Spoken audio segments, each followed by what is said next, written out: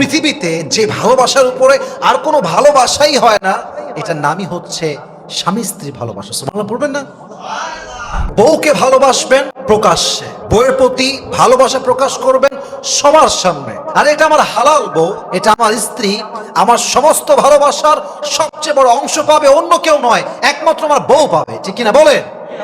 বউ রাগ করে বসে আছে, ভালোবাসা প্রকাশের টাইম আসছে আপনার। বউ রাগ করে বসে আছে, বউয়ের কাছে বসবেন, বলবেন জান তুমি কথা বলছো না কেন, কথা বলো। আরে যাই হোক, মারো ধরো কাটো, কিন্তু কথা বলো। পৃথিবীর সবাই কথা না বললে আই ডোন্ট কেয়ার, বাট তুমি কথা না বললে আমার কলিজার ভেতরটা ছারখার হয়ে যায়। ঠিক কিনা বলেন?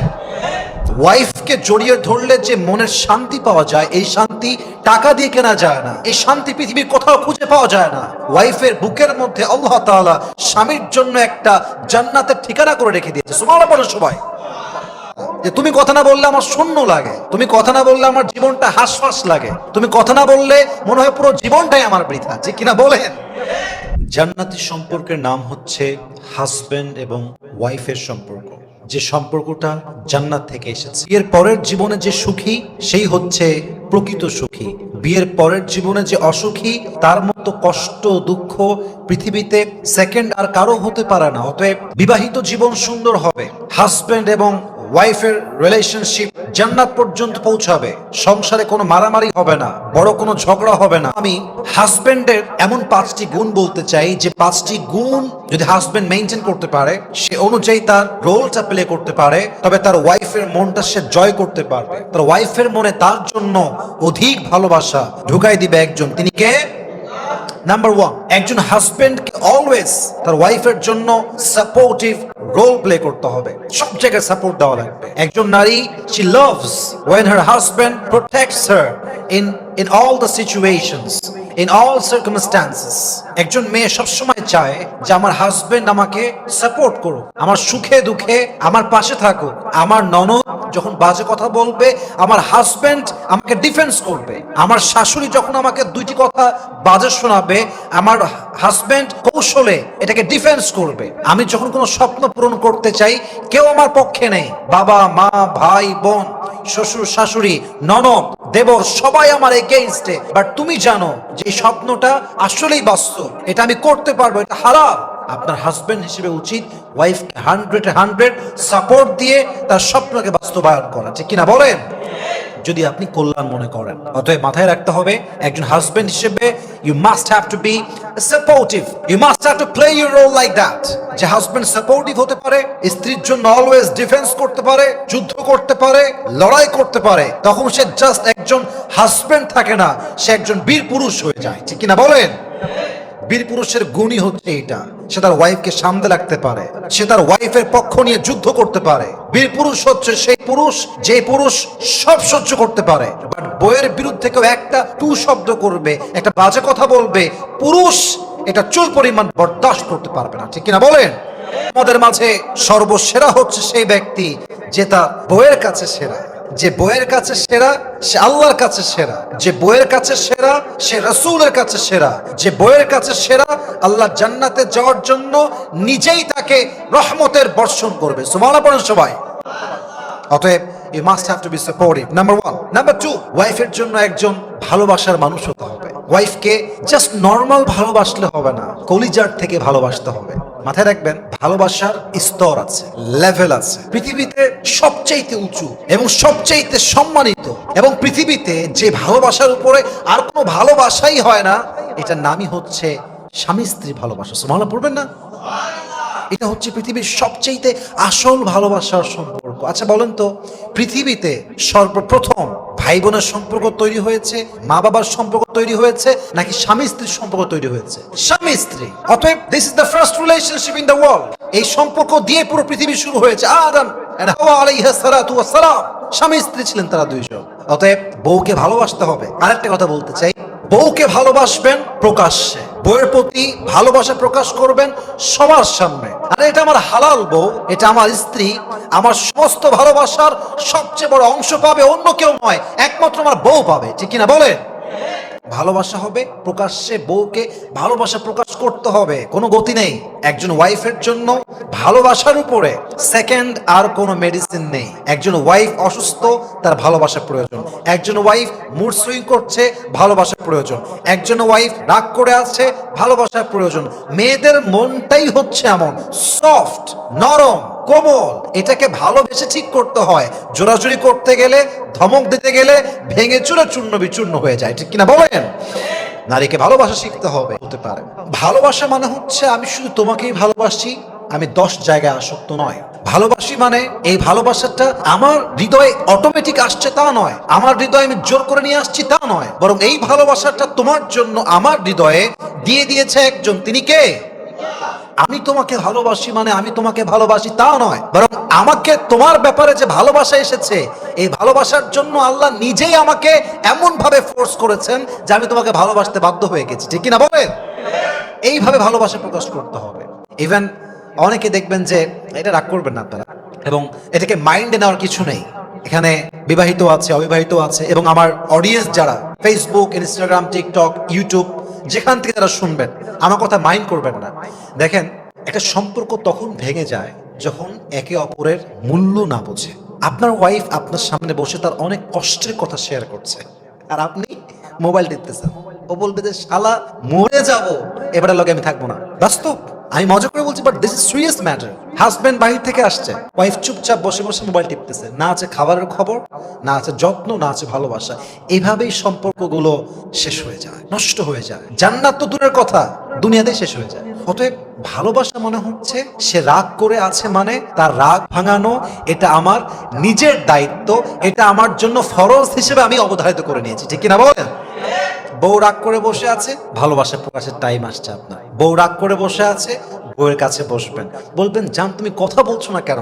কথা বলো। আরে যাই হোক, মারো, ধরো, কাটো, কিন্তু কথা বলো। পৃথিবীর সবাই কথা না বললে আই ডোন্ট কেয়ার, বাট তুমি কথা না বললে আমার কলিজার ভেতরটা ছারখার হয়ে যায়, ঠিক কিনা বলেন? আল্লামা ইকবাল কি সুন্দর করে রেখেছেন, কি সুন্দর করে কবিতা লিখেছেন। कैसे रोकूं मैं अपने आप को तुमसे बात करने से जबकि हर बात में सिर्फ तुम आते हो। कैसे रोकूं मैं अपने दिल को तुम्हारी याद से जबकि मेरा दिल ही सिर्फ तुम हो। मेरे लिए पाना भी तुम, मेरे लिए खोना भी तुम, मेरे लिए हंसना भी तुम, मेरे लिए रोना भी तुम, मेरी सुबह भी तुम, मेरी शाम भी तुम, और जागना सोना भी तुम। जाऊं कहीं देखूं कहीं, तुम हो वहां तुम हो वही। कैसे बताओ मैं तुम्हें, तुम बिन तो मैं कुछ भी नहीं। আরে বউকে বলবেন এই কথা, যে তুমি কথা না বললে আমার শূন্য লাগে, তুমি কথা না বললে আমার জীবনটা হাসফাস লাগে, তুমি কথা না বললে মনে হয় পুরো জীবনটাই আমার বৃথা, যে কিনা বলেন? নরম শারীরিক স্পর্শ দেওয়া, এটা একটু বুঝে শুনতে হবে, এটাকে ব্যাডলি নেওয়ার কিছু নেই। স্ত্রীকে জড়িয়ে ধরলে আল্লাহ তাআলা স্বামীর হৃদয়ে যে পরিমাণ শান্তি দেয়, সুকুন দেয়, মানসিক প্রশান্তি দেয়, যে আল্লাহ স্বামীর হৃদয়টাকে একদম ঠান্ডা বানিয়ে দেয়। সুবহানাল্লাহ পড়বেন না সবাই? ওয়াইফকে জড়িয়ে ধরলে যে মনের শান্তি পাওয়া যায়, এই শান্তি টাকা দিয়ে কেনা যায় না, এই শান্তি পৃথিবীর কোথাও খুঁজে পাওয়া যায় না। ওয়াইফের বুকের মধ্যে আল্লাহ তাআলা স্বামীর জন্য একটা জান্নাতের ঠিকানা করে রেখে দিয়েছে। সুবহানাল্লাহ বলেন সবাই। এই জন্য ডিপ্রেশন থাকলে, কষ্ট থাকলে, খুব বেশি আঘাত পেলে ওয়াইফকে শক্ত করে জড়িয়ে ধরবেন। This is the Sunnah of last Messenger Muhammad সাল্লাল্লাহু আলাইহি ওয়াসাল্লাম। আল্লাহর হাবিব যখন গারে হেরাতে ওহী পেলেন, গায়ে কাঁপুনি উঠে গিয়েছে, হি ওয়াজ শেকিং, কাঁপছিলেন। বাসায় ফিরে আসছেন, ডাক দিয়ে বলছেন, ইয়া খাদিজা জাম্মিলুনি জাম্মিলুনি, আমাকে চাদর দিয়ে ঢেকে নাও, চাদর দিয়ে ঢেকে নাও। খাদিজা যখন আসলেন, চাদর দিয়ে এমন করে ধরলেন নবীজি খাদিজার বুকে, এবং খাদিজা নবীকে এমন করে শক্ত করে জড়িয়ে ধরেছিলেন। সুবহানাল্লাহ পড়বেন না আপনারা? নবীজি বলেন, আমি যখন খাদিজার বুকে আসলাম, আমার ভেতরে সমস্ত অস্থিরতা, খারাপ লাগা, পেরেশানি, কাঁপাকাঁপি, জ্বর, সমস্ত কষ্ট যেন খাদিজার কোলে আসার পরে, বুকে আসার পরে নিমিষেই মুছে গেল। সুবহানাল্লাহ পড়ে সবাই। ওয়াইফ, অনেক স্বামী দেখবেন এমন ভাবে বিহেভ করে, আরে 4 বছর হয়ে গেছে বিয়ে, দূর বইয়ের গোষ্ঠী কিলাই। এরকম অনেক স্বামী আছে, বউকে পরোয়া করে না, বউয়ের মানে বউকে মানুষই মনে করে না, এবং বউটাও বেচারা ফিল করে যে আয় আল্লাহ, এত বছর বিয়ে হয়ে গেছে, 2 বছর 3 বছর হয়ে গেল, 5 বছর হয়ে গেল, আমার তার কাছে কোনো দাম নাই, আমি তো পুরাতন হয়ে গেছি। এটা ফিল করাবেন না, এটা ফিল করালে আপনার জীবন অশান্তি হয়ে যাবে। যদি আপনি চান যে আমার ওয়াইফের সঙ্গে আমি আজীবন থাকবো, এটাই আমার প্রথম, এটাই আমার শেষ, এটা আমার বাচ্চার মা, আমার সঙ্গে অনেস্ট ছিল, লয়াল ছিল, বেইমানি করে নাই, মিথ্যা বলে নাই, চিট করে নাই। অতএব প্রতিটা মুহূর্তে আমি তাকে ফিল দিব, তুমি আমার জীবনে আগেও নতুন, আজও নতুন, মৃত্যু পর্যন্ত নতুনই থাকবা। ঠিক কিনা বলেন? নতুনই আছো, নতুনই থাকবা, এই ফিলটা দিবেন। এতে করে ওয়াইফ কাজে মোটিভেট হবে। একজন নারী যখন গুরুত্ব পায়, ভালোবাসা পায়, তার কাজের স্পিড বেড়ে যায়। দেখবেন ওয়াইফ খাড়তারা হয়ে আছে, কাজ করবে না, কোনো কাজে মনোযোগ নেই। ভালোবাসা দিবেন, দেখবেন যে ওয়াইফটা কাজ করতে চাচ্ছিল না, সে ওয়াইফটা আপনার কলিজা ভুনা করে খাওয়ানোর জন্য প্রস্তুত হয়ে যাবে। ঠিক কিনা বলেন? এটাই বাস্তবতা। অতএব তার আপনার ওয়াইফকে ফিল করাবেন, you are new for me, you are always new, you were new, you are new, and you will be new forever. তুমি আগেও নতুন ছিলে, আজও নতুন, আগামীতেও নতুন থাকবে। তোমার প্রতি আকর্ষণ আমার মৃত্যু পর্যন্ত কমবে না, ইভেন আমি তোমাকে জান্নাতেও পেতে চাই। ঠিক কিনা বলেন? এইটা ফিল করাতে হবে স্বামী হিসেবে। 5 নাম্বারটা বলে শেষ করতে চাই স্বামীদের ব্যাপারে।